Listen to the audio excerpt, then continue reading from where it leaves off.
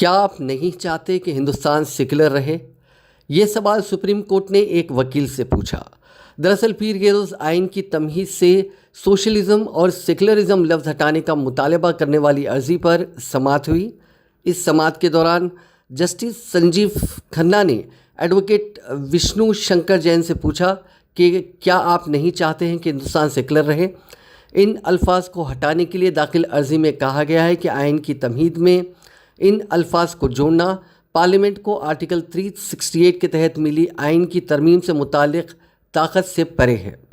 Supreme court نے اس عرضی پر سماعت کرتے ہوئے کہا کہ سوشلزم اور سیکولرزم الفاظ کی آج الگ الگ تشریحات ہیں، یہاں تک کہ ہماری عدالتیں بھی انہیں بار بار بنیادی ڈھانچے کا حصہ قرار دے چکی ہیں۔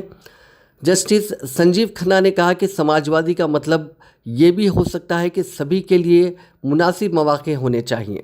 یہ مساوات کے نظریے سے تعلق رکھتا ہے، اسے مغربی ممالک کی سوچ سے الگ سمجھیں۔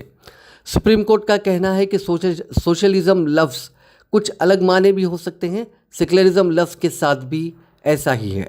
عرضی دہندہ کے وکیل وشنو شنکر جین نے اس معاملے میں اپنی بات رکھتے ہوئے کہا کہ اس ایشو پر پارلیمنٹ میں بحث نہیں ہوئی تھی، یہ آئین ساز اسمبلی میں پیش نظریے کے خلاف ہے۔